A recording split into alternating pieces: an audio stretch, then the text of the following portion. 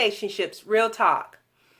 So one of the most common emails that I get, what did I do to make this person stop calling? What did I do to not get a response text back from someone that I've been dating for several weeks or even months sometimes?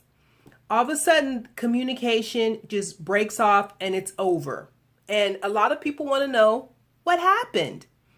So what I've come up with after reading all of the letters and looking at what people say that they think happened throughout the relationship, and plus with some of my past experiences with clients, there are things that we can do, like little nuanced things that turn people off. So, of course, this is not an exhaustive list of things that we can look into, but I think I have a good top 10 love relationship hacks to look into. Now, I want you to know that this is men and women feeling confused and heartbroken about what happened with the person they were coming to care very deeply for. And they thought they were caring deeply for them as well. Well, you never really know what turns a person off and makes them end the relationship. But I thought it might help to discuss some of the top relationship busters. This is my first relationship buster. 1, dishonesty. Now, dishonesty can show up in a few different ways. One way is by omitting important things about yourself. So, for example, I know that this comes up a lot of times when you are a parent and you go out on a date, and some people have in their minds like how soon they're going to tell a person that they actually have a child. The fact that they omit it for an extended period of time is just really confusing to me personally. This is a piece of who you are. You have responsibilities that this potential love absolutely needs to know about. There's no need in getting someone interested in you and then dropping a bomb like I'm a parent on them, because what that means is that if this is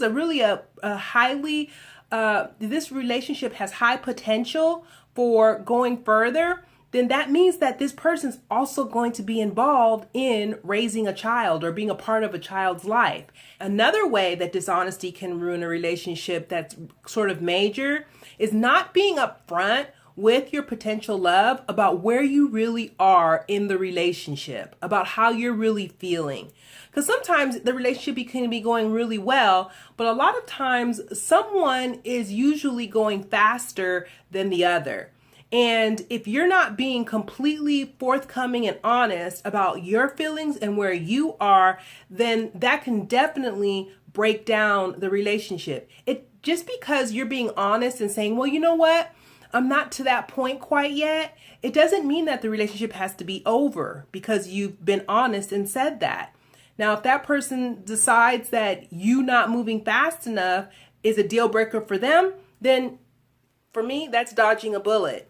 Now, we have to be careful with this honesty piece. A lot of people do this. They're being dishonest by telling themselves that they don't want to tell their potential love or the person that they're in this relationship with that the truth about how they feel, because they don't want to hurt their feelings. Truth of the matter is that you're doing them more of a disservice by not being honest, by not taking their feelings into consideration. And number 2. Now, this is really subtle, but it's something that you need to be hypersensitive in looking out for on both ends, actually, because it's actually a tell for the person who's receiving this action more so than it is the person who's giving the action. So this is what number 2 is. Lack of enthusiasm or lack of effort, right? So there are things that you look for to tell you whether or not a person's into you or not. And they are, you're not sure exactly specifically what they are because they come in different forms from different people. But you definitely put in these 2 columns of point, no point, right? So when someone is lacking in enthusiasm or being lackluster in the way that they're approaching you, giving time to you, in the way that they're spending time with you, and the things that they're talking about with you, if you see that there's a lack of effort there, a lot of times that's a subtle thing that ends a relationship for some people on either side. There's just it actually takes away from the chemistry that you have with that person because you're not really intrigued by them. That is a subtle thing. If you like someone, let them know, show them. A lot of times this comes in the form of game playing where it looks like maybe this person isn't into me or they're not. You shouldn't, if you're into this person, don't leave them guessing. Let them know. Be honest. Be straightforward with them. The person is not being honest about where they are in the relationship, then that's information for you to let you know, okay, is this thing gonna go or is it gonna go? Relationship buster number 3 is probably the most common of them all because it is the little child in us, the little girl or the little boy in us that's not sure, that awkward teen that isn't sure or can't believe that someone actually is into them or likes them. And so it shows up as insecurity. We all have our insecurities, right? It's not like someone's walking around with no insecurities. You're either somebody's either overcompensating for their insecurities or they're wearing their insecurities on their sleeve, or they're in the middle. They're acknowledging their insecurities, working on them, and being confident in the fact that they're learning how to be comfortable in their own skin. So that's where we want to be. But unfortunately, a lot of people are either on one side of the spectrum or the other. So when you're insecure, it shows up like it makes you react and respond irrationally to certain situations. Of course, if you're starting to date someone and you haven't really had the conversation about monogamy, but yet you have this expectation that you're being monogamous with each other, and then there are things that come up that make you call that into question, whether or not you're monogamous or not. And then you start questioning your potential love or not trusting them because you can't catch up with them. You can't put your finger on their whereabouts or whatever the case is. That shows up as being controlling and not being rational about the situation for where it is. I mean, because after all, if you haven't had the conversation about monogamy, then why are the expectations for monogamy being put upon that person? We're not expecting that we're not going to have insecurities. But what we do expect, what you can do to resolve that within yourself and to be mature and to be an adult inside of your love relationship, is have the conversation to either help squelch the insecurities so that you are more clear about where you are in the relationship, what value you have for the person, or proceed as you are without the expectations that would come out of having that open and honest conversation. Now, the fourth relationship buster is a no-brainer. Do not bring old baggage, the thing that makes infidelity a repetitive thing in our lives is the fact that we bring that expectation into new relationships. We expect buster number 5. This person that selfishness. Yes, I actually have to put this on the list. You actually have to tell people about this. It's not all about you, honey. Sometimes you have to ask a question of the other person.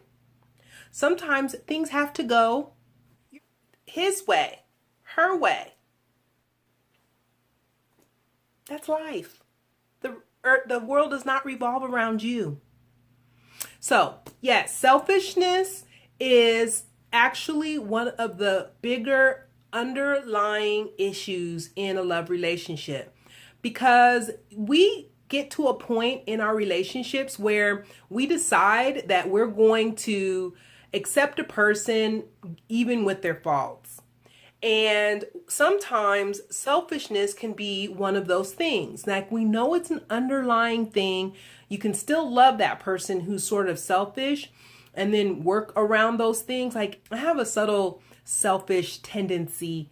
That is that a lot of times I think that my point of view is right.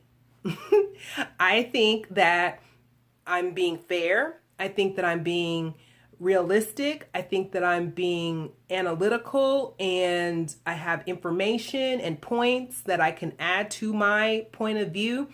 And although I'm not saying that my points of view should not be or cannot be argued, I personally feel confident in my way of thinking. And so when I'm interacting with other people, I have to be really careful about not letting it be just about what I think and me and my opinions. And I have to sit back, and what I really work on is listening to other people, not even sharing my opinion or giving my input. And a lot of people are like, "What do you have to say?" And I was like, "Nothing." Yeah, I know, it's funny. But I'm working on that part of me that comes across as being selfish. And so it's subtle, it's underlying. I mean, I have friends, I have a love, we enjoy our time together, I have good relationships, people know how I am, who I am, and all of that, and they accept me and love me as I am. But these are still things that I think that I can work on and look at while I'm interacting with people. And sometimes it is to the degree that it's a relationship buster.